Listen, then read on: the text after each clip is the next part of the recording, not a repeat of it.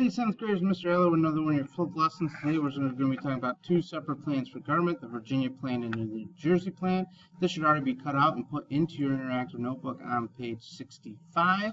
All right, we're going to go down through the Virginia plan, or the Virginia plan first, then go over to the New Jersey plan. Anything that's bold and underlined should go in your notes under each box. All right, here we go. All right, so who introduced the Virginia plan? It was introduced by Edmund Randolph. He was a delegate from Virginia, hence the name the Virginia plan. And the Virginia plan is going to be chock full of things that would help states like Virginia. All right, Virginia was probably in 1787 had the state with the most population. It was probably the biggest economic driver of our country. It was a big state, big population.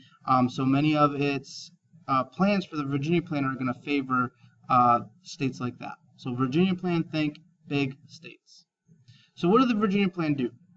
First thing it did is it's going to create a two-house bicameral Congress, meaning there's going to be two separate houses. The Senate and a representative house. The number of reps is going to depend on the state population in both houses. All right. So a state like Virginia with close to 500,000 people is going to have a huge number of people in their population, all right, or a huge number of representation. And then they're going to have a higher population, which is going to be more reps, which is going to equal more political power. That first house is going to be elected directly by the people, and then that second house is going to, or that first house will elect the people to the second house. But it's so two houses, however, both are going to be based on population. So states like Virginia, Massachusetts, New York, Pennsylvania, those type of states are gonna gain more from this because they have the higher populations.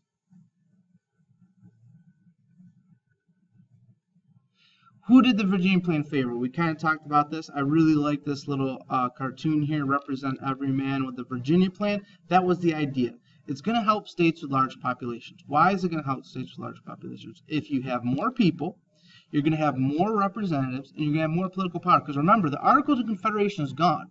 Each state is not going to have one vote. Each state is going to have as many votes as representatives that they send to the Congress. So a state like Virginia, if two houses are based on population, they have, if I look at my quick cheat sheet here, they have 747,000 people in their representation. So they're going to have way more representation than the next state, and they're going to have it in both houses. So this is going to be very, very powerful for the big states based on population. Now, not necessarily big based on size, because some of a state like Connecticut has, kind of has a lot of people. They might benefit from this as well, but it's going to be based on population. New Jersey plan is going to be elected by a guy by the name of William Patterson, pretty influential guy. He's going to go on to find a college in the near future, but he's a delegate from New Jersey, and he comes up with this plan to kind of compete with the Virginia plan, because the small states kind of see this Virginia plan and they're worried. They're worried about a lot of stuff. So the New Jersey plan is going to take on a lot of the aspects that is going to benefit those smaller states, and try to get people to get onto a plan that is going to favor more of the smaller states by population. So I really like this one too. We may be small, but we stand tall for the New Jersey plan. This is going to be what they're worried about. Number one thing they're worried about is larger states would have more political power. A state like a state like Virginia is going to have somewhere in the neighborhood, based on if we have one rep for 30,000 people, they're going to have somewhere in the neighborhood of about 25 representatives. If we look at a state like Rhode Island, for example, they're going to have 3. That's a huge difference. That means Virginia is going to have 26 votes on a bill, whereas Rhode Island's only going to have 3. So there's going to be a lot more political power for the larger states, which is going to in turn make small states feel those laws are going to then favor those larger states. So if we have a bill that all of the larger states vote for, it is going to crush the smaller states because they just have more votes in Congress.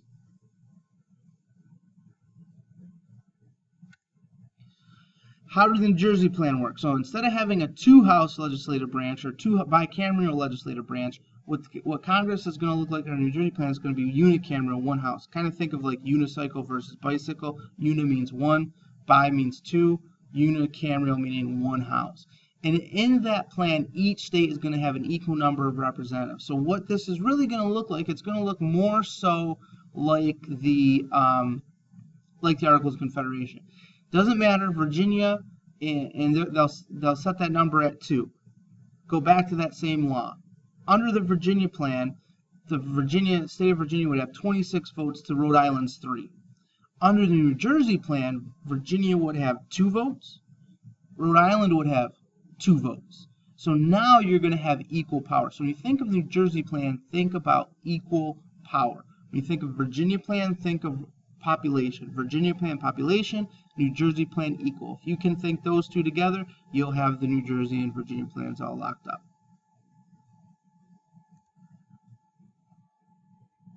All right, that's our flip lesson for tonight. Real quick one, about 5-6 minutes. Make sure you're answering those questions at Edpuzzle. If you have any questions, feel free to ask me on Schoology by either posting a message to the update board or by sending me a message directly. All right, thank you guys. See you later.